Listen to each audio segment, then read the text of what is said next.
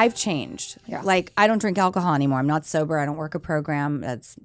What else I do is, my own business. Right. I was like, this is a toxic behavior for me. And my whole life it held me back because I knew that I couldn't like surrender to something nor give it up.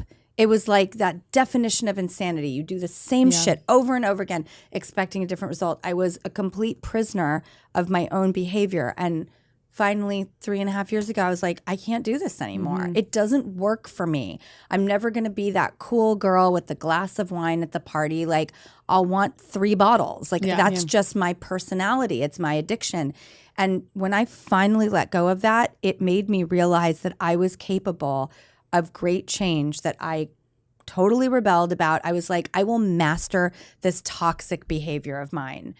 As if I could, I just did not think I could ever stop. That was a hamster wheel I'd be on my whole life. Was that something that you had that aha moment yourself? Or did you feel I always knew people it. in your life push you towards that? Because All of the above. Yeah. All my friends were mirrors. They were like, this is not working. They said it for decades. I said I knew it for decades. And I just thought, I don't know why. I know I'm going to master this one day. And finally, I just gave it up. So that has led me to believe people can change because I wouldn't change for decades. Like 4 decades, I went, drinking or less. I don't know, 3.5. I'm terrible with math.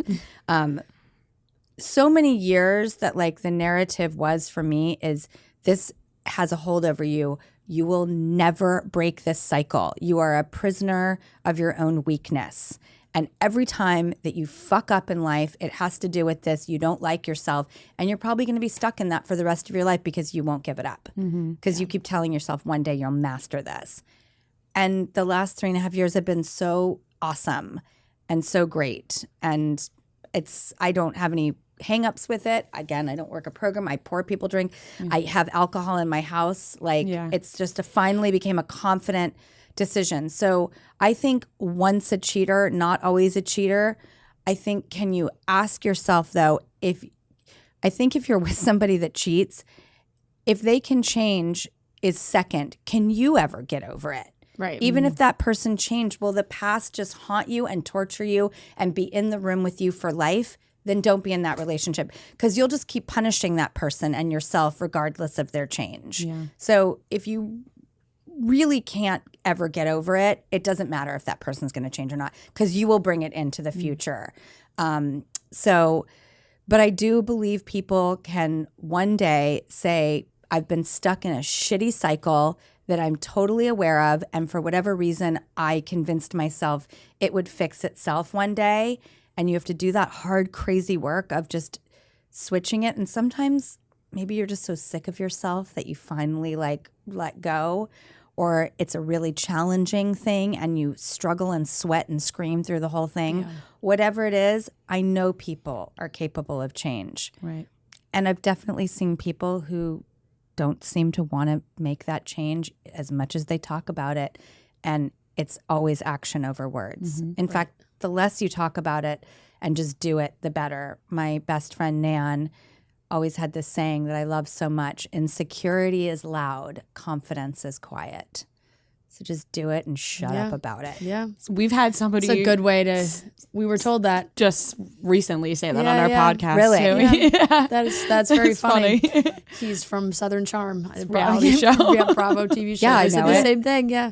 But no, you're talking about evolution and change, and Rio's talking about TikTok. You're on TikTok. I feel like we see great love videos. You love TikTok. TikTok. One of our I'm so into it because it's like goofy central. yes, Yeah. and Depends on what side you're on. It is. It you really can find does. yourself on a bad You side can- of TikTok. You can. How so? If it's on your For You page, like you can go down a hole where like you just get bad. Like my TikTok changes all the time. My algorithm, where I'll get fed like really just haunting TikToks where I'm like, you know what, this is messing with my head. And then the next day, it's all food recipes. Yes, I'm like right. having a great time. I want cleaning and then the and next day it's like household and puppies. decor. Not- Yes. It just I don't changes all the time. I don't want abandoned dogs. No, and I don't sometimes want I that. get like human trafficking. Yeah, that's Oh awful. my God. Or I get like just really dark. Like I don't even want to go down the path. But a lot of what I do get is creators, and they do like a day in the life, and they're in New York City and they live these awesome lives. But I wanted to ask you, if you had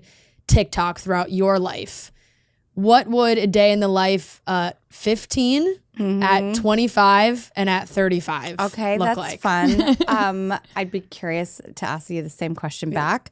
15. Like really asking myself, did I want to keep trying to be in films? Because I was totally blacklisted. I'd gotten out of an institution, was not welcomed, like not because anybody was mean or cruel, but it was just it was a fun ride. Yeah. You're done.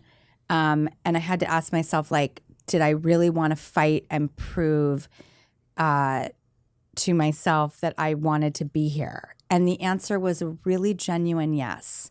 Like, it was my love. It was my passion. It's what my family has done since the silent films and theater and into the talkies. Like, I feel a genetic cosmic pull, and I love storytelling, and I love it. And that was a really cool revelation for me, that I love what I do and I'm not doing it for anyone else or for the wrong reasons. That was 15. 20? 25. 25.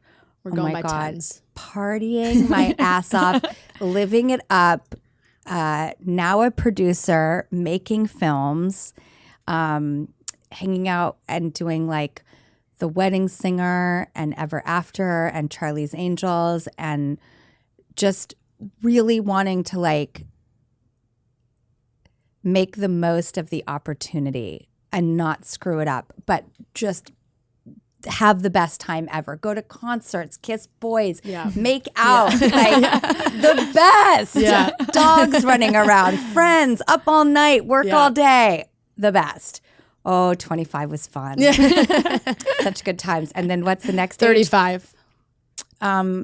Very quiet and meditative, thinking that I would change all of my behavior in order to become a parent. And I met this man, and like life got really quiet and serious, not lacking in fun or beauty, but just like, okay, I think I'm ready to do my best to not screw this up.